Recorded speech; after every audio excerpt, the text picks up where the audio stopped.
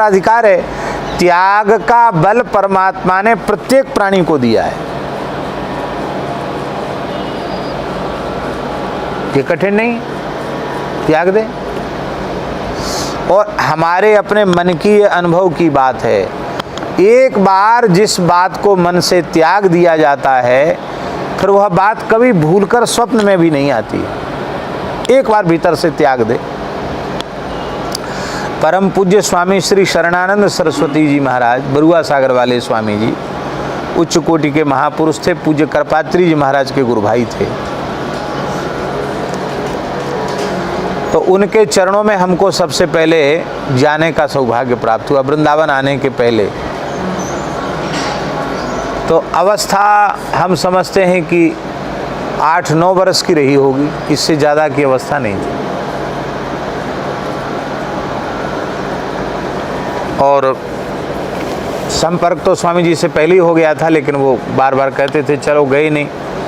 तो बधा एक गांव है, वहाँ एक हनुमान जी हैं, मड़वागिरी हनुमान जी।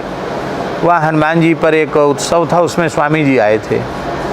तो पता नहीं स्वामी जी को क्या हुआ, स्वामी जी बोले कि पंडित जी ऐसे तो आप चलेंगे नहीं, अब बैठ जाओ गाड़ी में, चलो हमारे साथ। तो हम कुछ नहीं लिए थे, कपड़ा लत्ता लोटा सोटा कुछ नहीं था मेरे पास। हम जैसे थे, छोटे बच्चे थे, 8-9 साल का बच्चा कितना होता है। तो स्कूल से आए थे, साइकिल पे कैरियर पे बैठ के आए थे। तो एक खाकी पैंट था हाफ, एक सफ़ेद शर्ट थी, वो बच्चों को पहनाते हैं ना, एक तनी ऐसी बंधी रहती जो पैंट खिसक न जाए, तो वो तनी बंधने वाला वो था। जनेऊ तो हमारा हो गया था, 7 साल में ही हो गया था जनेऊ। चोटी भी रखते थे, जनेऊ भी था, संध्या भी करते थे, गायत्री जप भी करते थे। तो स्वामी जी ने, उनके पास एम्बेसडर गाड़ी थी, उसी में बिठा लिया। हमको इतना विवेक भी नहीं था कि उन्हीं के आसन पर नहीं बैठना चाहिए। हम प्रेम से उन्हीं के आसन पर बैठ गए। उन्होंने भी बच्चा जान के बिठा लिया, प्रेम से बैठ के चले गए। पिताजी भी थे, तो पिताजी को स्वामी जी ने जाते जाते कहा, पंडित जी आपके मन में तो मोह ममता है पुत्र के प्रति, आपसे हमने पहले भी कहा था, आपने दिया नहीं। अब हम अपनी वस्तु हम ले जा रहे हैं, ये कहा, अपनी वस्तु हम ले जा रहे हैं। तो पिताजी ने हाथ जोड़ के कहा कि सरकार आपकी जैसी प्रसन्नता, कोई बात। अब वहाँ पहुँचे बरुआ सागर स्वर्गाश्रम। तो पहुँचे तो ऐसे ही समय हो रहा होगा, यही समय होगा शायद। तो स्वामी जी हमसे बोले कि पंडित जी आपका जनेऊ हो गया और आप शिखा सूत्र धारण करते हैं, संध्योपासन भी करते हैं, इतने संस्कारवान हैं, फिर आपने ये अंग्रेजों की वेशभूषा क्यों धारण कर रखी है? बड़े प्रेम से बोले स्वामी जी, ये हाफ पैंट और ये जो शर्ट है तो अंग्रेजों का है, ये अंग्रेजों का क्यों पहन रखा है? तो हमने कही स्वामी जी से, फिर का पहने हैं बुंदेली में, फिर का पहने हैं, मैंने क्या क्या पहने?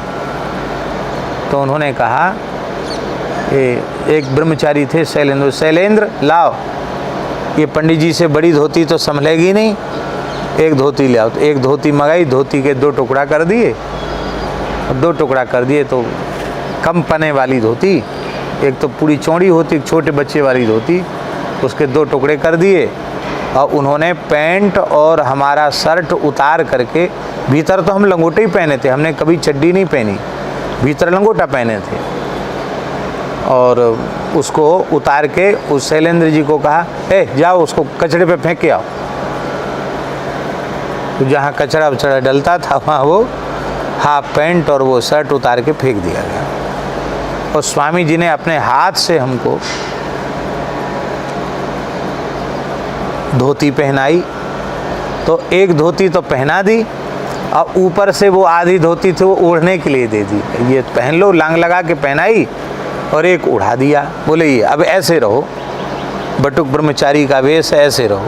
ठीक। तो जिस समय स्वामी जी अपने हाथ से पहना रहे थे, उसी समय मेरे मन में संकल्प हुआ कि इतने श्रेष्ठ महापुरुष अपने हाथ से पहना रहे हैं और कहते हैं अंग्रेजी वेशभूषा ब्राह्मण होकर क्यों धारण करते हो। तो अब जीवन में कभी इस वेशभूषा को हम स्वीकार नहीं करेंगे, ऐसा मन में निश्चय कर लिया।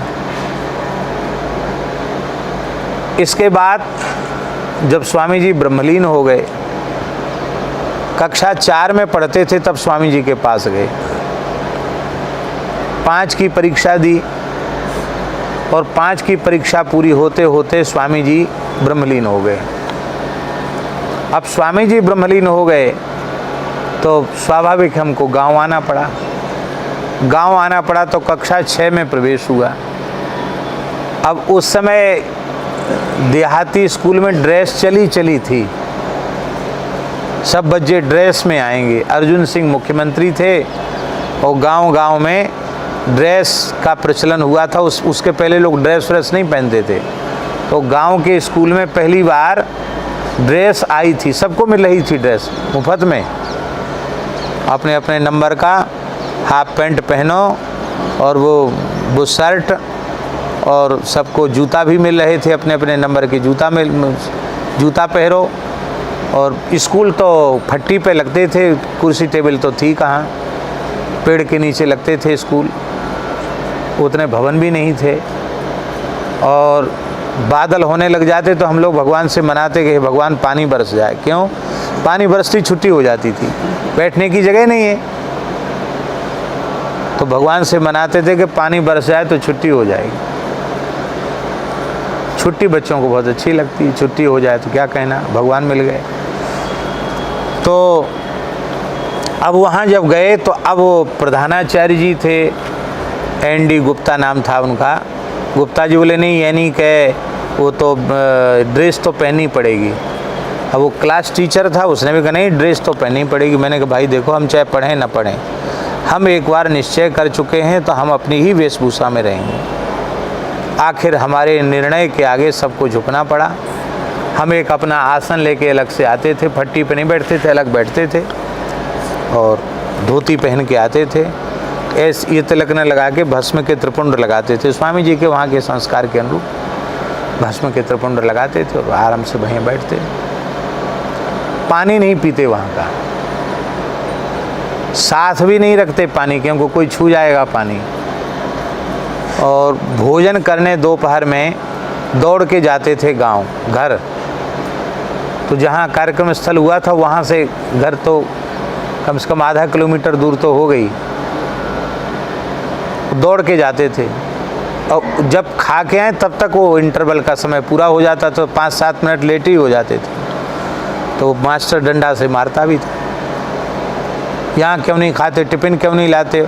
मैंने कि टिफ़िन हम इसलिए नहीं लाते, हमारा जनेऊ हो गया है, हम कच्ची रास्ता चली रोटी खा नहीं सकते, और यहाँ सब छू जाएंगे तो हम घर जाके भोजन करके आते हैं। भूख तो लगती है, बच्चों को भूख लगती है, भोजन करने घर चले जाते। और अंत में स्थिति ये हुई कि हमको फिर छोड़ना पड़ा स्कूल। मास्टर जी का कुछ विशेष कृपा हो गई और वो पीछे ही पड़ गए एकदम। एक दिन कुछ कलह हो गया उनसे, बोले क्लास से बाहर हो जाओ तुम लोग, ब्राह्मण लोग हो, ये तिलक लगा के आते हो, ये धोती पहन के आते हो, विद्यालय की मर्यादा नहीं मानते हो। तो हमने कहा भाई हम भारतवर्ष में पैदा हुए हैं, ब्राह्मण कुल में पैदा हुए हैं, अरे हम धोती पहनते हमारा अधिकार है, हम तिलक लगाते हमारा अधिकार है। आप पढ़ाई लिखाई की बात करो ना, आप इधर उधर की बातें क्यों करते हो? हम पढ़ने में कमज़ोर हों, आपकी पढ़ाई का कोई काम पूरा ना करते हो तो आप हमसे कहिए, ये सब बेकार की बातें आप क्यों करते हैं? बोले तुम ज़्यादा बोलते हो। डंडा से पीटने लगे, निकाल के बाहर हो जाओ। बस हो बात ही बात करस बढ़े आई, झगड़ा हो गया। झगड़ा हो गया तो फिर स्कूल से बस्ता लेके 6 में पढ़ते थे उसमें, स्कूल से बस्ता लेके हम रोते हुए प्रधानाचार्य जी के पास गए।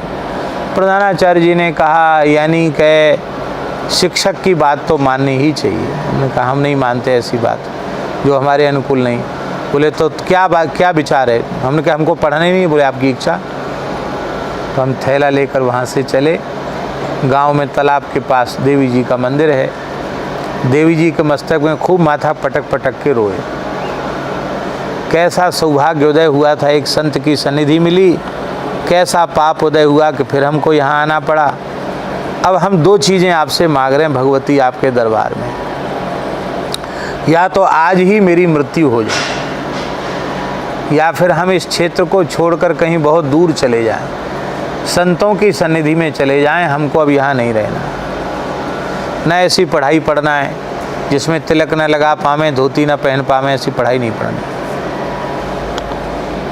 अब वो दुख अधिक था तो बेहोशी जैसी हो गई। फिर एक गांव की ब्राह्मणी थी, काकी काकी कहते थे, वो बेचारी गोद में उठा के लेके गई, हमको तेज बुखार था। फिर सबने समझाया, भाई देखो तुम झगड़ा करके चले, पढ़ने तो वहीं जाना पड़ेगा, तुम्हारा नाम लिखा हुआ है, नाम कट जाएगा, नहीं पढ़ोगे तो अब स्वामी जी तो पधार गए, पढ़ना तो यहीं पड़ेगा। कोई बात नहीं, घर में धोती पहन लिया करो, वहाँ पैंट पहन लिया करो। क्या? हमने कहा ये बात नहीं, हमने जब निश्चय कर लिया, हमने त्याग दिया तो अब त्याग दिया, हम चाहे पढ़ें चाहे न पढ़ें, पक्का निश्चय हो गया। सब बड़े परेशान थे, क्योंकि ज़्यादा परेशान करोगे हम भाग जाएं घर छोड़ के। इसी बीच में पूज्य गुरुदेव भगवान पधारे, भक्तमाली जी महाराज। और परमहंस जी एक और विशेष बात हुई, जिस दिन ये जो घटना घटी उसी रात्रि को हमको एक बहुत दुख था, तो एक स्वप्न हुआ। उस स्वप्न में क्या दिखा कि इमली के पेड़ के नीचे लक्ष्मी जी बैठी हैं, बड़ा प्रकाश निकल रहा है, और दो हाथ में तो उनके शंख चक्र हैं और दो हाथ में उनके कमल हैं।